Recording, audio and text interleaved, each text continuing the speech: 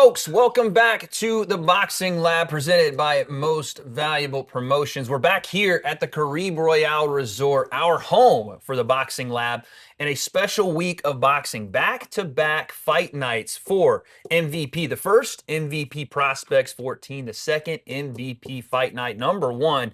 It's a ton of talent, and we have to talk about it. And joining me today is some familiar faces and one brand new face to the Boxing Lab. To my left, he is the director of boxing for MVP, Mike Leonardi. To his left, we have the managing director right here at the Caribe Royale Resort and the president of Box Lab Promotions, Mr. Amari Piedra. And to his left, a legendary boxing trainer, 2022's Trainer of the Year by the Ring Magazine, Mr. Bob Santos in the building. Gentlemen, welcome back, and we got a great week ahead. It's good to see everybody. Bob, welcome. Your first time here on the show. Great to be here. Yeah, man. I want to start with just some current events that have been going on in the boxing space. We're going to get to prospects. We're going to get to fight night. But, Bob, I feel like it's appropriate to start with you. You just were a part of one half of a corner to fight against Manny Pacquiao recently, sure. And that has to be you've been in so many legendary fights at this point. You can count them on pretty much your entire career, but just talk to me a little bit about how special that was to coach against Manny and to be in that moment. Yeah, it's obviously a great privilege to be in there with an icon. I mean, a guy that his career has been second to none, arguably one of the greatest fighters in the history of the sport. Yeah. You know, 8-time champion across 8 divisions. I don't think that'll ever be done, at least not in my lifetime. Maybe Amari's, I don't know, or Mike's, but not my lifetime. Mike's, maybe. Yeah, maybe Mike's. But so, yeah, it was obviously exciting to be in there, to be a part of that type of event. It's always great to be a part of the big events, as Mike knows, like with Jake Paul, when you're in those big events with the crowd and the electricity is nothing like it. Didn't go your way, but I want to bring in you two gentlemen as well. Well, to a degree it did. We still retained the title. Right. So you didn't lose. Yeah, you didn't lose. Didn't lose. Retained. Gentlemen, when you watched that fight back, what did you guys think? It was an historic night for sure. To see Manny Pacquiao come back for a guy, and I'll just speak to myself. Didn't get to see all of Manny's prime, and it was just a moment where you got to see the fans, just the adulation, and if he decides to come back and fight again, we'll see. But maybe a one last run for a legend. Mike, what did you think? I mean, it reminded me, there's an old adage in boxing: every great fighter's got one great fight left in them, and I think we saw about as good as we could expect from Manny at 46 years old with 60-something pro fights, But it definitely kind of brings out the fan in you again, seeing somebody like him, and I've been to many of his big fights in Vegas and everything, and it's always fun to see someone that great. You said arguably an all-time great. I think he's inarguably an all-time great. Well, what I meant was basically you can argue he's the greatest ever to do it, going across eight weight classes. You know what I mean? He's definitely in the discussion. It just depending how you want to do. You want to look at Floyd with the 50-0 record, or a guy that went across 8 weight classes? I mean, what do you like versus what do you like more, right? Sure. Yeah, it was even though I wasn't there in person, just you could feel the electricity from the crowd. You could feel everything that was happening. And again, 46 years old, you got to hand it to him. He put out that night. Yeah. And, I think Mario had a great opportunity. And, I think a couple of things could have been done differently, frankly, now speaking just from, the fight perspective. I think it could have been a little bit more aggressive. But that's that's neither here nor there right now. At the end of the day, as you said, didn't lose, draw. Everybody moves forward. Yeah. Great night, a historic night. It felt like every time Manny moved, the crowd went crazy. It was nuts to watch. But there's been so many historic events since the last time we were here, and I feel like we need to talk about them. And Mike, we'll go to you with this one. Taylor Serrano 3, a historic night for women's boxing, broke so many new records for you guys. Just speak to me about that night, the fights that took place on that card, and just how great the entire thing was. Yeah, I mean, I think inarguably the greatest night for women's boxing in history. Yeah, absolutely. I have to put it there. Yeah, broke a Guinness World Record, most world titles on the line. Multiple undisputed fights, 3 undisputed fights, multiple unification fights. I mean, it was the crowd was electric. The build up was electric. I mean, our Our open workout, which had 2 pro fights, I think were, was absolutely stunning. I don't think I've ever seen that, by the way, an open workout. I was watching with fights. and then all of a sudden, here we go. We got fights on the open workouts. I was like, man, they just want to. Everybody's fighting this week. It doesn't matter. Yeah, man, it was awesome, and I think it's something we'll do again because the response to it was so great. I mean, it's to do it in a very public space like that. It reminded me, Max Kellerman used to say, everyone's favorite sport is boxing, they just don't know it. Like if you just set up a ring in Times Square, everybody's gonna stop and watch. Well, we set up a ring, and we had tens of thousands of people watching that didn't know who the fighters were. It was great. It was a great opportunity for the women that competed, and great exposure for those young ladies to get a chance to do it at the weigh-in too. Exactly. I mean, at the weigh-in at Netflix, Bob, like I said, you've seen the biggest fights in boxing, but you've also seen women's boxing now start to take this rise, unprecedented rise, and I just kind of want to get your thoughts on the event. Well, I was fortunate to watch Serrano here at the Caribe Royale, so obviously I'm a big fan of hers, and it was kind of heartfelt in a way because she came up short in a sense, but it's like, arguably, again, what do you like versus what do you like more? I thought maybe the second fight, maybe she edged it out, didn't happen. And then again, it's another tough, close fight. So your heart goes out to her. But at the end of the day, they set a precedent for women's boxing that it's here and it's here to stay. So, and that's a testament to you guys at MVP and everything you guys are doing, and Jake Paul to give them that opportunity. And I think it's great for boxing because now we have women that are going to be more tuned in to see the men. The men are going to be more tuned in to see the women as a whole for the sport. I think it's great. We're going to talk about one other massive fight coming up in September. Before we do, I want to speak on the reason we're here this week. One of the reasons we're here this week is Most Valuable Prospects number 14, the 14th installment. It's amazing. It's crazy, isn't it, Amari? I mean, we've been here from the rip. You guys have been so generous here at the Caribe Royale. We'll go to you first, Amari. What does it mean to be hosting number 14? And it feels like this has been our home now for so long.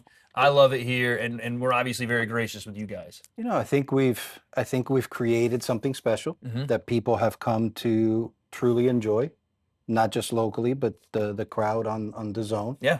And it's something people are looking forward to. I mean, the continuity behind it all, just like anything, if you want it to be successful, you got to have continuity. Yeah. And we've been able to build that continuity not only here in Orlando, but in a couple of other locations that we've gone to with prospects as well, and some upcoming locations that'll soon be announced besides Orlando. So the more we can expand that brand along with MVP, the better it is. And I think it's brought a lot of notoriety to Caribe Royale. Yep. I think it's brought a lot of notoriety to the Central Florida fight scene.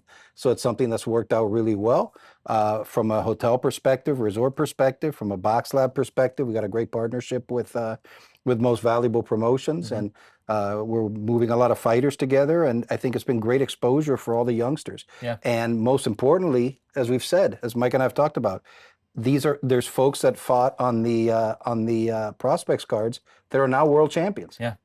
And are fighting for world championships. Yeah. So I think that just goes to show the quality of the fighters that's been on the cards since day one. Yeah, I felt like one of the things I wanted to say was it feels like this is a staple of that next generation of boxing, prospect boxing, and even, like you said, Amari, a place to go if you want to establish yourself as a potential world championship level fighter, because there's no coming in and fighting guys that have no experience on these cards. You're fighting tough guys right away. There's no gimmies. No, not on this card. Not with Mike Lenardi doing the matchmaking. There's I think we stepped into the space that Showbox vacated. Yeah. For the longest time, I grew up with Showbox.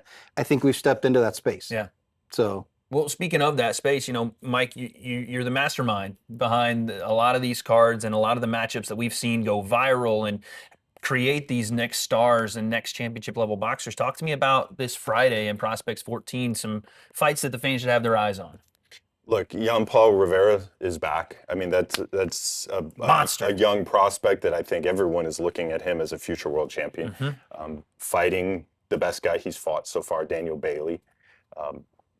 Great fight on paper. Bailey's a South Florida guy. He's going to have a lot of crowd support. Jan's fought here 3 times now. Puerto Rican. Puerto Ricans always bring out a good crowd in Orlando, so it should be a great atmosphere for that fight. Corey Marksman's back. Corey probably coming off his best career performance so far against Taden Beltran. Big time win. He's fighting Bibo Martinez, also from Puerto Rico. Olympian Jamal Harvey making his pro debut against a very tough competitor from Peru, 5-1. And Box Lab's Yoelvis Gomez, who was electric last time out with a first-round knockout. He's back as well. I mean, the whole card is can't miss. The reason Bob's here, Sebastian Juarez, who's a big time prospect that we're very excited about. Bob, you want to talk a little bit about Juarez and what you expect out of him this week?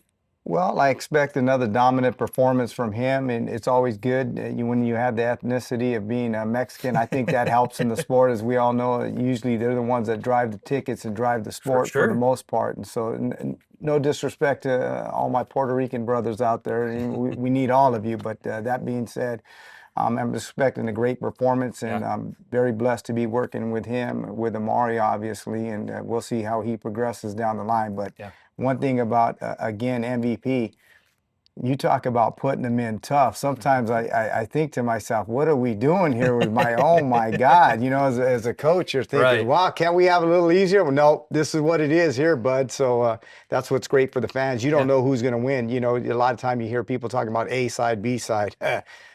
Throw that out the window, man. You come in here. I came in here with, obviously Denier Perot, and I'm expecting a great performance. Next thing I know, we're on the ground. Holy thanks, Mike. Another tough one, huh? One of the craziest moments in prospects. Can you imagine that moment? For me, too, that was one of the craziest moments in my career. I never seen this guy down. I mean, we've been in there with Hergovic. We've been in there with everybody, and then all of a sudden, oh, shit. They get in the corner. You got to get this turned around here, bud. And sure enough, he did. Now, when you talk about, Mike, an Olympian, a 2024 Paris Olympian and Jamal Harvey, somebody you're very excited about, I know, at MVP, new signee. Just talk to me about his amateur pedigree, why you're so excited about him, and what you think, future plans are for him. It seems like you guys think you have a world champion on your hands. Oh, yeah, without a doubt. I mean, it's hard to put that on a young guy, but he was an amateur world champion as an 18-year-old. I think the Olympics is great, and obviously he qualified for Paris, won his first fight.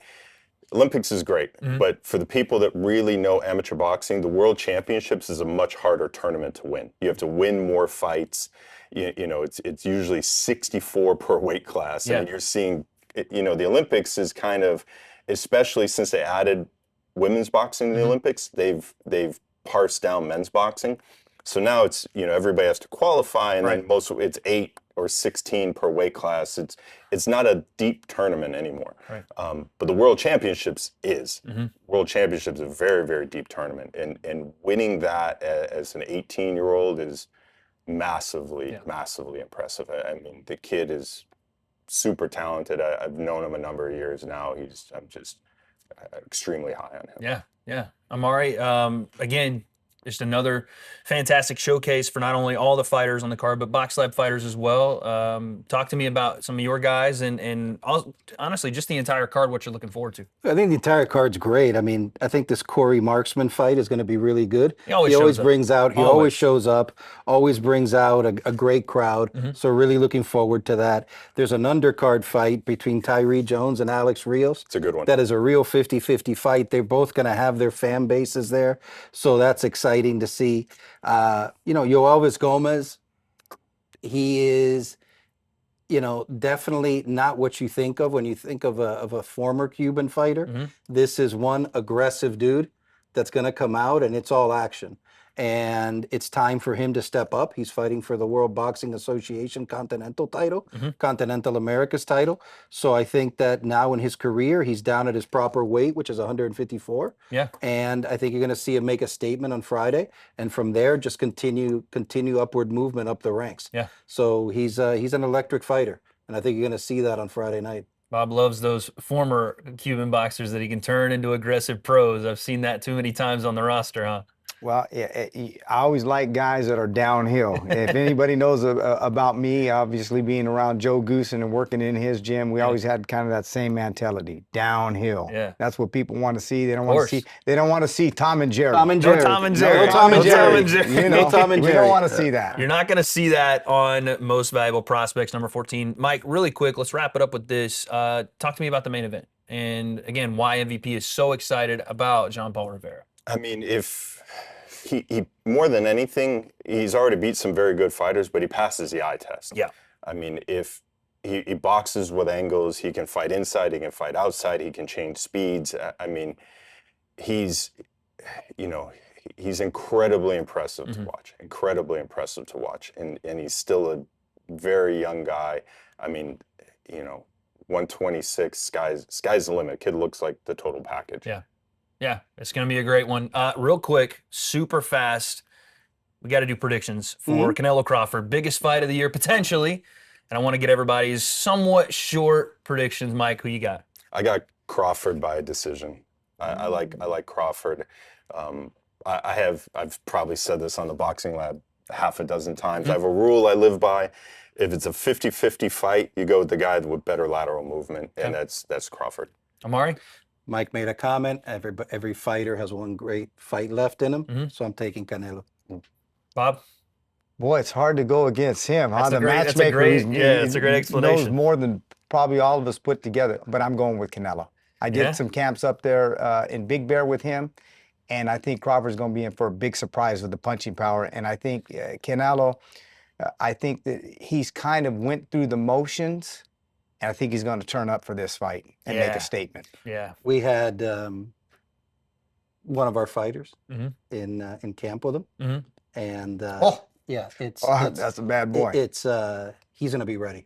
Yeah, it seems like a little bit of added motivation, rejuvenation potentially for Canelo in this one, and Terrence Crawford. Both guys are going to come into it their best versions. You guys obviously everyone's going to be watching that one, but what I want everyone to watch is this Friday, Most Valuable Prospects 14. Tickets still available. Check it out for free on DAZN. And joining the panel right now is a high-level amateur, a man that is a world champion as an amateur, and a man that is an Olympian from the 2024 Olympic Games. It is making his debut this Friday night on Most Valuable Prospects 14. It is none other than Jamal Harvey. Jamal, what's up, my man? What's up? What's up? I'm feeling good, excited, feeling well prepared. Good. Thanks for having me on. Of course. I wanted to talk to you because, I mean, this is a massive moment for you. You are becoming a pro boxer, and you've been in the amateur circuit for years and years now. You're finally making that transition over. How do you feel? What's the big difference so far? Obviously, you haven't gotten in there for your first one yet, but that transitionary period you're in right now, how does it feel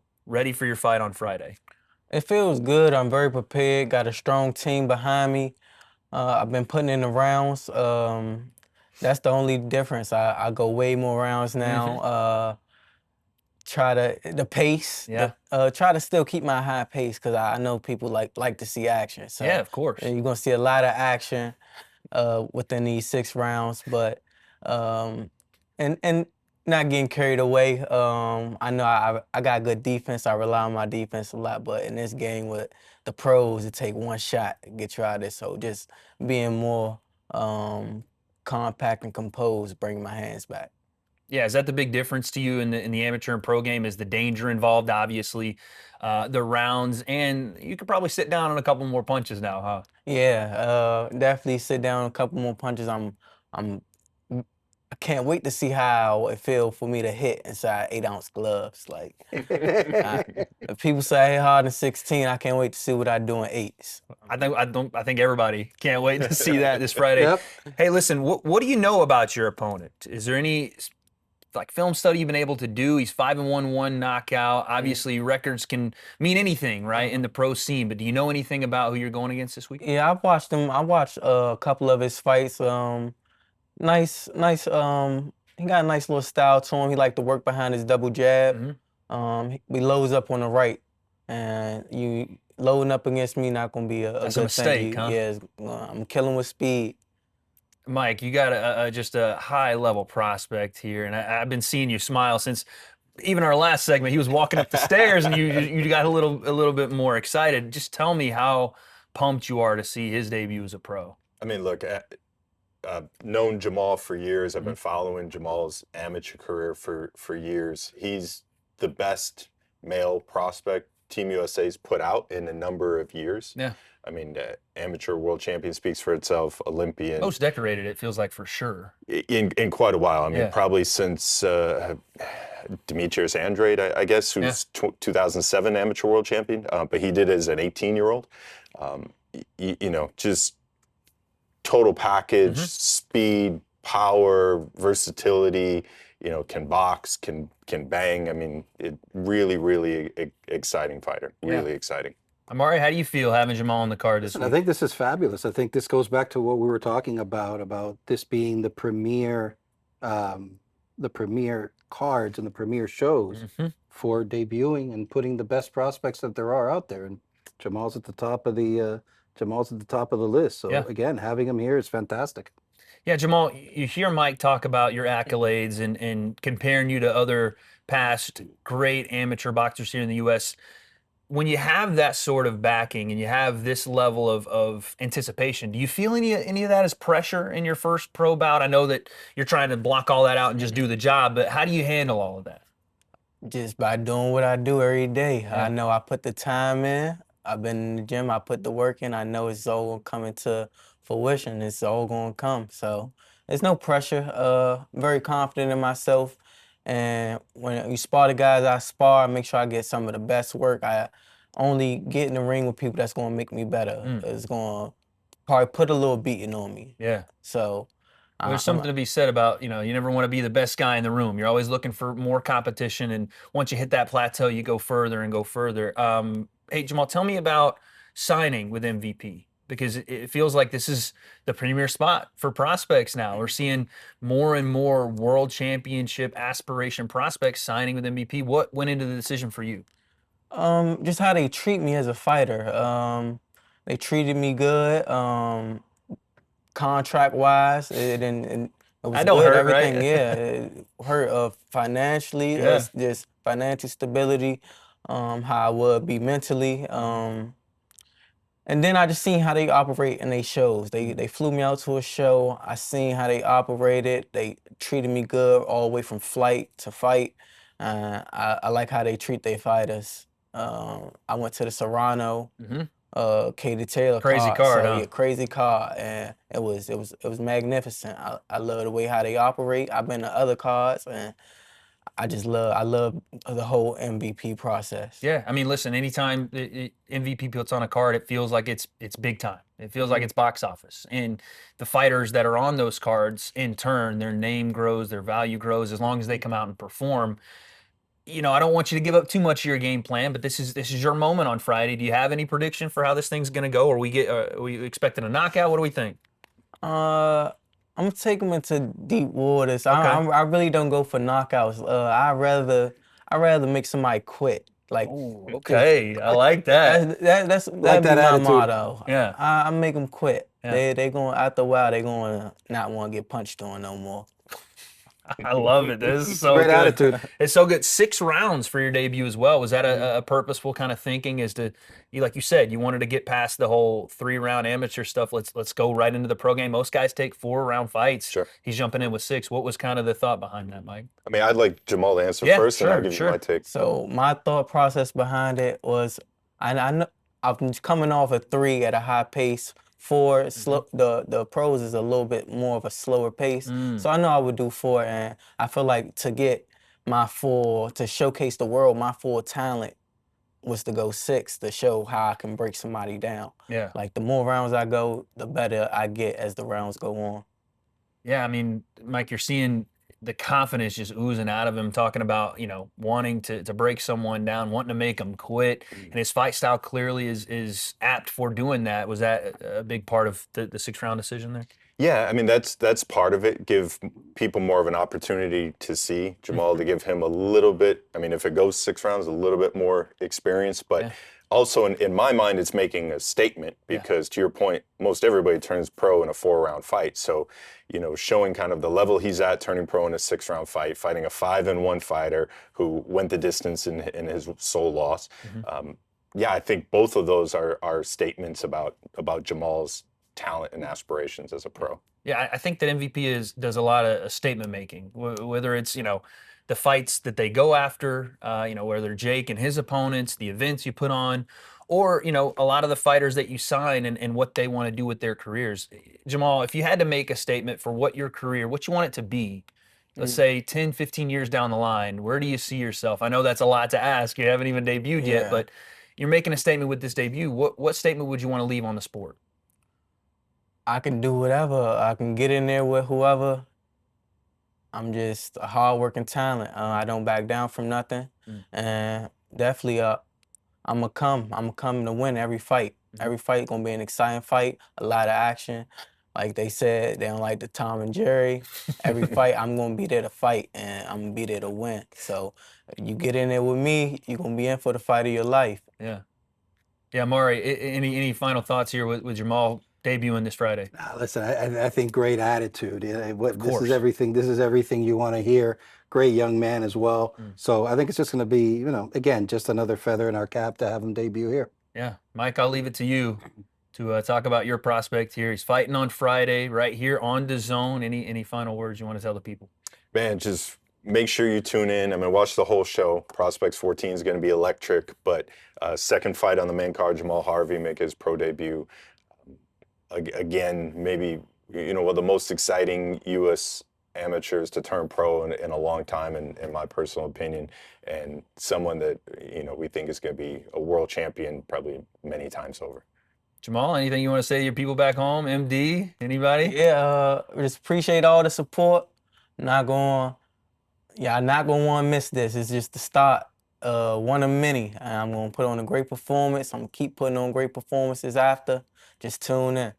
You can catch this man on Friday night, but the action doesn't stop there. Saturday night MVP is coming right back with their first fight night. That's right, back-to-back Friday and Saturday boxing action across the board.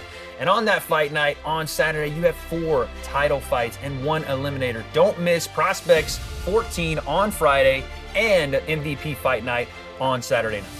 And joining the panel, we let go of Jamal Harvey. He's getting prepared for his fight on Friday, and we brought in Team Onward. That's right, MVP's own Juana Walton, his coach and trainer extraordinaire, DJ Walton, joins Mike and myself. Gentlemen, it's just good to see you guys, man. It's good to see the family in the building. How we doing?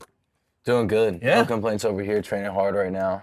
Big announcements coming soon. Oh, okay. But Just yeah. jump right in then, Juana. Go ahead. I Let's just go, gotta baby. get to the heat right away. Let's go. I like it. DJ, how you doing, man? It's good to see you again. You guys are obviously, you're training hard. You're getting ready for something. Yeah, I'm doing great. I'm so excited to be here for what a big fight week. Historic weekend for you guys at MVP with 2 back-to-back shows. 2 amazing cards, so we're just kind of soaking it all in, man. Yeah. Also gonna get a little workout while we're here, so we're doing great, man. It seems like you guys are working. I'm seeing some shiners over here from Yeah. Juana, man. We ain't playing around in camp, huh? No, not playing around. That's how you learn. Yeah. Making mistakes like that. My face is learning right now, so I'm figuring it out over here. Downloading it. We're getting I'm there. downloading it. How is everything though, man? I feel like it's been a while since we Yeah. caught up with you. You're still staying sharp, getting ready, like you said. Big things coming. How are you feeling as we sit here right now? Honestly, I'm feeling great right now. Yeah. And then by the time I'm ready to make my next announcement, I'll be more than ready. But overall, I'm feeling great. Got the right people around me. Yeah. And honestly, couldn't ask for anything better than be sitting with you guys right now and talking about what we got here in front of us, True. DJ, you're like you said, you're doing something here. We're getting ready for something, but you got something on your plate this week as well. We have Nat No Love Dove coming back here to MVP Zone. Talk to me about this fight night card and her place on it. Yeah, super, super excited to have her on the Saturday night card. I think, if I'm not mistaken, it might be her first time fighting outside of Prospects. Yep. Yeah. So so that's a great move for her. I think she learned a lot during that last fight. Spent more time in Philly this camp, sparring, getting going a lot of rounds. And I think that there's been a lot of growth with her, both from a maturity perspective, from an IQ perspective, definitely strength, power. She's always had the speed and the right will, but it feels like it's all kind of coming together now. And seeing her towards the end of this camp, I think we're going to see her at her best. And I know that's kind of cliche, what you get from a lot of guys, but she's looking as sharp as I've ever seen her. Yeah, and I think, coming off the last fight draw, we wanted to see what was going to happen. It can go one of two ways, especially for a younger prospect. You can kind of use that as motivation and go to the next level, or you can look at that and say, is this really what I'm cut out for, right? And for Nat, I had no doubt that was going to be, all right, we go to the next level. All right, now how do I get better? How do I come back? I mean, Juana, you've had a similar situation as well where you're thrown right into the fire and you got to figure it out. And maybe you could talk to this a little bit better.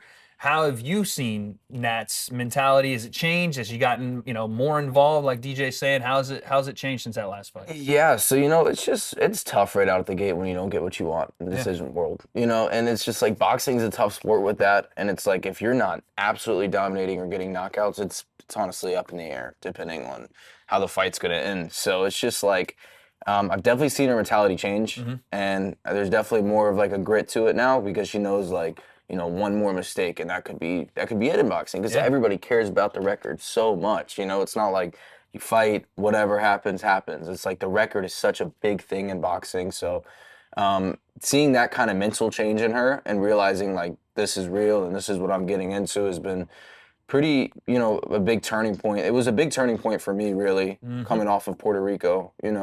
I didn't execute what I wanted to do there. And I honestly wouldn't be where I'm at right now and have the mentality I do if it wasn't for that. Yeah. I don't think so. It's kind of been a good setting stone for the beginning of my career, and I'm honestly grateful for it at this point. Mike, you got to love to hear that. 2 of your prospects that you guys have signed up talking about, how do I go to the next level? Not, someone take me there. How do I get there myself? How do I take that next step in my career? You're seeing that with Juan. You're going to see that with Nat on Saturday, but you're going to see a ton of great fights on Saturday. Yeah. This isn't I love our prospects cards, and that's a showcase for that next generation. This was like the right now generation, this fight night. Talk to me about building this card and 4 title fights, eliminators all over the place. It's like Mike is just throwing it out like Oprah does. He's like, you get a title fight. So tell me, man, how did this come about? Yeah, Yanquil Rivera, new to MVP, Puerto Rican Olympian, undefeated, WBA #1, fighting Angelino Cordoba for the WBA interim title at flyweight. Yanquil is someone that I've followed for quite a while. I mean, they call him El Doctorcito, the little doctor. I mean, because he's surgical, man. The guy is That just, is nickname. That's a pretty dope right? nickname, dude. He's surgical. He's got all the tools. He can knock people out, which at flyweight is almost like unheard of. But he can box. Guy is just a total package. Yeah. Angelino Cordoba, I was there ringside when he went toe to toe with Juan Carlos Martinez, a fight that ended up being a no contest because Martinez failed the drug test. But it was just a war. Yeah. It was a war. And this is like, this is a great main event for us. A great main event for us. And Cordova's got a bunch of knockouts too at 112. Yeah, right? yeah, I mean, exactly. So I mean, yeah, you're at 112 to see that kind of like where anything could happen at any moment. Like, I'm super excited about the main event. Yeah, and it's one of those things. Cordoba's from Venezuela, and you see these guys a lot of times come up from South America, and they have these gaudy records, but you don't really know what you're getting. Right. But I mean, when he jumped in there with Martinez, who's like the very best at flyweight, at least at that time, Yanquil's coming up quickly.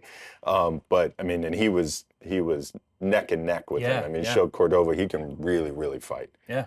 Talk to me about, what probably could be another main event on a separate card, but Juarez is back in the co-main event, and that's another title fight that you guys have on this card. Yeah, interim world title fight. He's coming off beating Julian Williams, who's, former unified world champion. It was a massive win for Yoeni. I mean, we've had Yoeni on prospects a couple times. I mean, I sound like a broken record, but another guy that this guy's a lot of tools. He can punch, he can box. We saw him against Levon Navarro, scored just a devastating knockout in the 10th round. It looked like the chin went into the air. Like it looked pretty serious. Like I was is he gonna get up? Like it was rough. Knockout. It was rough. Super high in Yoeni. He's been with Box Lab, our great partner here at the Caribe, and look, a Boss Baru's a guy with more experience coming over from Germany, but he did his whole camp in South Florida, kind of leaving no stone unturned. I mean, he's WBA's #1 contender for a reason. I mean, it's a great matchup. It's main co-main event. I mean, the whole card is, stacked. Everybody says this. The whole card is filled with very good, very competitive fights. Yeah, DJ, I wanted to go to you. I know we talked about the co-main and main. What fight's catching your eye on this main card? Definitely Lucas Body. I think. Yeah, man. I Come think on after now. his last performance, I haven't spoken to him since, but I'm assuming like he didn't give exactly what he wanted to on that night. Obviously did enough, and he's just such a talented fighter. Seeing him in there with somebody that has the experience, has knockout power, and on a big card like this, I'm excited to see what he does. Prince Body, what do you think over there, Juana? I mean, I'm not gonna. I was gonna say Body. You know? He stole your pick, man. This guy, I should went here first. It's my fault, man. And then obviously I gotta say Nat. I'm looking forward to seeing what she's gonna do, especially coming off of that last fight. Yeah. And just. I've seen it in the gym, but is she going to execute that mindset in the fight? As far as the, that mental change.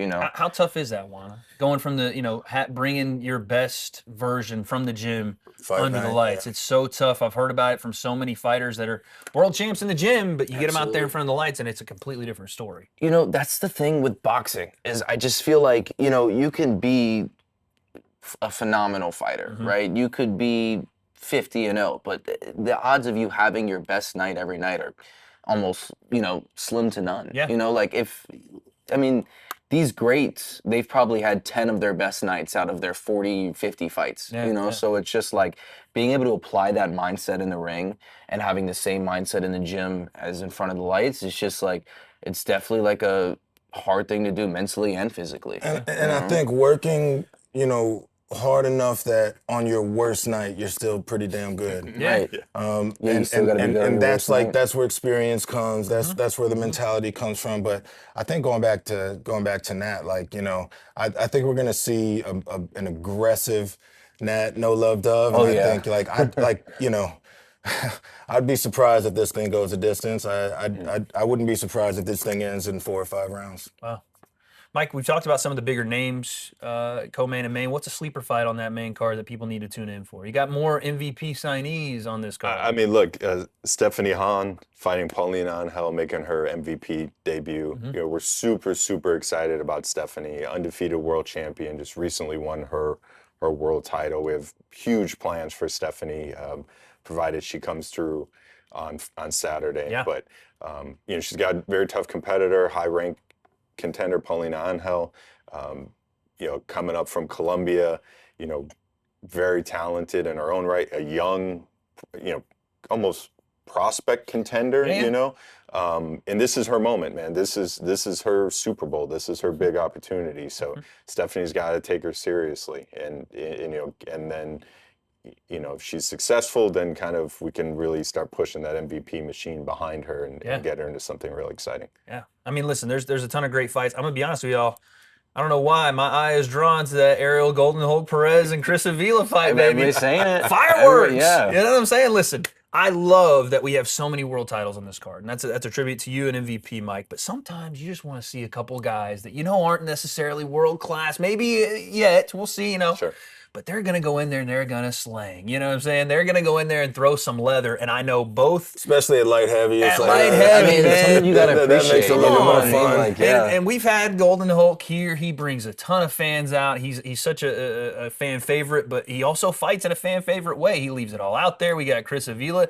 Don't know who's going to show up from the Nick Diaz army. You never know. The 209 guys pop out. They roll together. They roll deep. You know what I mean? It might be a problem. I got to separate. Probably not as deep as the Golden Hulk, though. I know, but here in Tampa, the Golden Hulk, I'm excited for that one. But just a ton of great fights on the night. And I want to come back to you, Juana.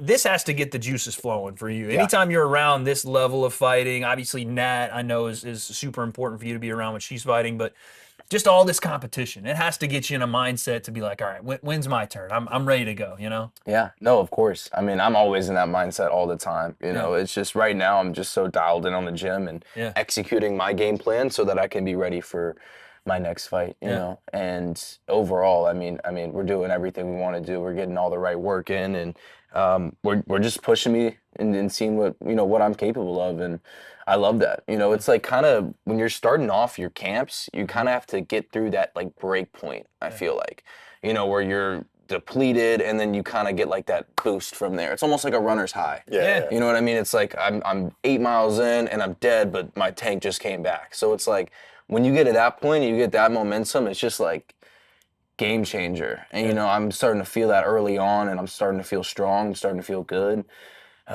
Yeah, no, I'm just hyped for what's next. Look, real quick, we're going to get out of here. We appreciate you guys coming on the Boxing Lab, but I do want to do some rapid fire picks for, this fight coming up, the big fight that everybody's talking about, Canelo Crawford. Got to speak with Amari about it. Got to speak with Bob Santos. I need to see y'all's picks though. DJ, real quick, where are you going? I don't think you can go against Canelo. By the way, you're getting dogged right now, I'm Mike. a big That's Bud. 4-1 I'm a big dude. Bud fan. I really am. Of course, and, yeah. and I think that but I mean, if we're going rapid fire, I'll stop all the explanation. I think Canelo. I gotta go Canelo. I mean, it's just size difference. Yeah. Main factor. Weight classes for a reason, right? Yep. Mike, I mean, it's just you're over here by yourself, my man. On an island. A great little man beats a good big man, they say. There you go. I like it. Hey, I will say this though, Mike is very, very rarely wrong. I know. It's like Yeah, when you pick against him, you go, wait a second. When it comes to the boxing I'm not picks, even he's debating rarely it because wrong, I just man. feel like I mean, it's kind of anybody's ball game. It's a good fight. It's a really good fight. I mean, yeah. the biggest concern with me, and I didn't put my pick out there, but I'll go ahead and say I think Canelo's going to win this fight. Yep. The biggest reason for me is like you said, Juan, it's the adjustment of the weight. It's a huge size discrepancy. It's a massive size. I mean, Crawford hasn't even fought past 54, and he fought at 54 once. So it's like we're talking about a guy that fought a lot at 140 to 47, and now we're making a massive jump. That plus the fact that Canelo just is a massive puncher. I know his output's gone down a lot, and that might be a reason to go Crawford, but I don't know. Is he though? Is He he a hasn't massive been. puncher He at hasn't been 168? at 168. 'Cause That's I just don't think true. so. I mean, he's put some guys down as far as putting them out. I mean, yeah. When you watch the Berlanga fight and watch what Shiraz did to him, and you go, well, Canelo put him down, but couldn't get him out of there. But maybe that was the difference in fighting. I but mean, even at Vulture- Canelo's peak at 68, he was grinding guys down. He wasn't Late just walking stoppages, across right? the ring. Late stoppages, yeah, just yeah, sleeping guys. Right. I mean, when you talk about him sleeping guys, it was like Amir Khan. Yeah, you 50, know what I mean? yeah, At yeah, 54. 54. I mean, yeah, he slept Yeah. Kovalev, but Kovalev, it was at the end of a fight. Kovalev, took the fight on short notice, and it was like a weird set of Late circumstances. Kovalev too, yeah. Yeah, he wasn't really. He was there for a payday. It's like All right, so everybody's going Crawford. Appreciate that. We're changing everything up.